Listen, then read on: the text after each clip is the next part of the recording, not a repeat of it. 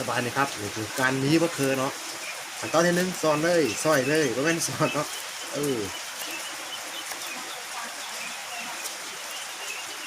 ซอยก่อนเนาะซอยมันบางๆเนาะพี่น้องเนาะ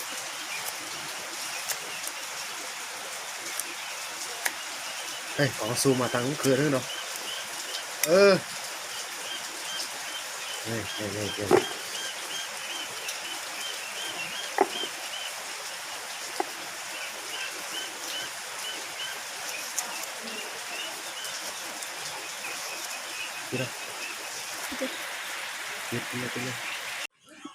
เอาพริกแล้วจิ้มพริกแล้วก็ใส่เลยตามเลย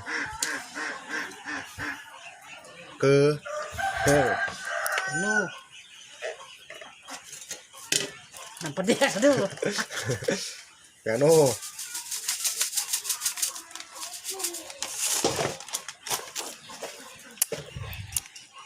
จานละหันอาเซลละบ้านน่ะสำคัญก็คือพักเตียงเพชรพักไฟใส่ไปเลยหม้อซอยใส่ถึงนี่ก็ถามว่าโรงครับเนาะมันเคยที่เอาไว้ตำแล้วอันนี้นะเอาเตาตุหรือว่าทับใส่ไปเลยจะ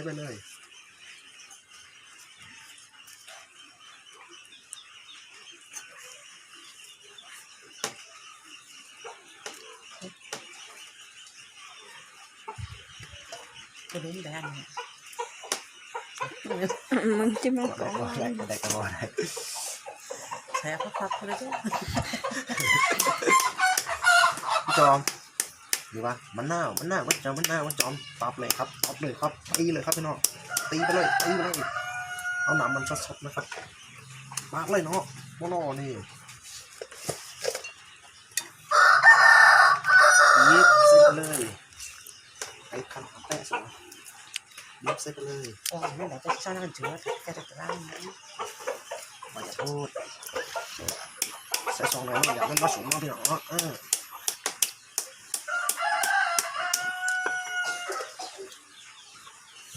อุ้ยเยอะคือหลายแดกละ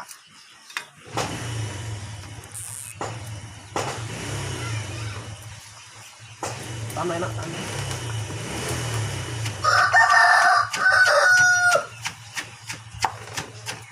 พอแล้วเนี่ยพอแต่เก็บให้ดูถ่ายรูปตาด้วยนะตามกระดูกไอ้ตัวนี้บอกนี่ตามเลย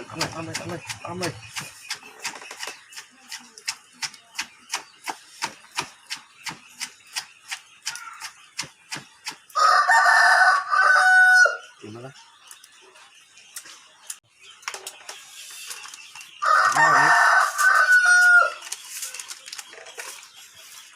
มาจอมมันผสม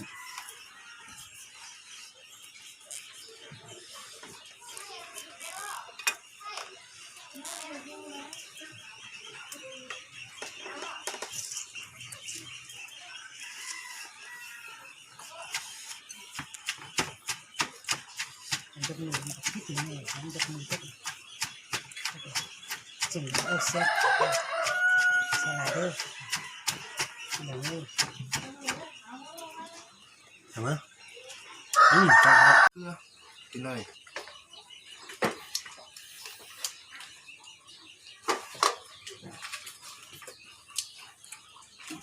ครับ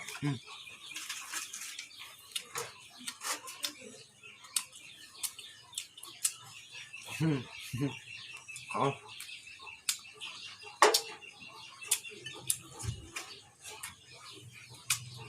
เหนื่อยมากตรงนี้เหนื่อยหนาเลย